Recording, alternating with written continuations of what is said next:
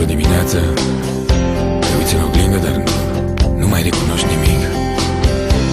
Sufletul tău are 20 de ani, iar chipul tău de mult a îmbătrânit.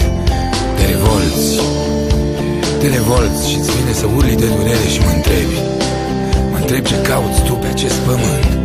Dar răspunsul la toate întrebările tale, da, răspunsul ai doar tu, e într-un singur cuvânt. Vrei să vezi doar ce vrei să vezi, vrei să simți doar ce vrei să simți, vrei să fii doar cum vrei să fii, vrei să iubești doar cum vrei tu.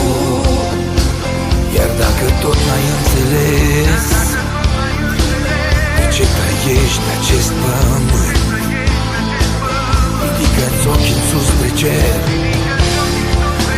și hai să auzi răspunsul în vânt, sau poate în stele, sau poate n-o să-l știi nici când. Poate o să te întorci la viața ta normală, cu întâmplările tale banale, cu prietenii pe care ți-a dat Domnul vrând nevrând. O să deschizi de 1.000.000 de ori aceeași ușă și o să-ți aduci aminte de 1.000.000 de ori că au făcut din tine o păpușă, ca să nu fii așa cum vrei, așa cum vrei de fapt să fii.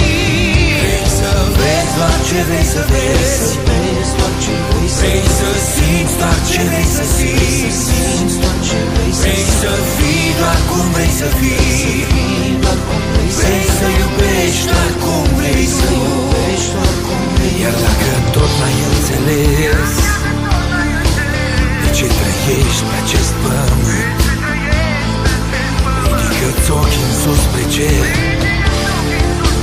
și hai să auzi răspunsul în vânt. Acum gata, totul s-a terminat, nu mai am niciun răspuns. Nu, pleacă,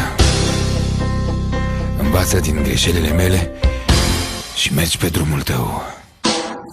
Vrei să vezi doar ce vrei să vezi, vrei să simți doar ce vrei să simți, vrei să fii doar cum vrei să fii,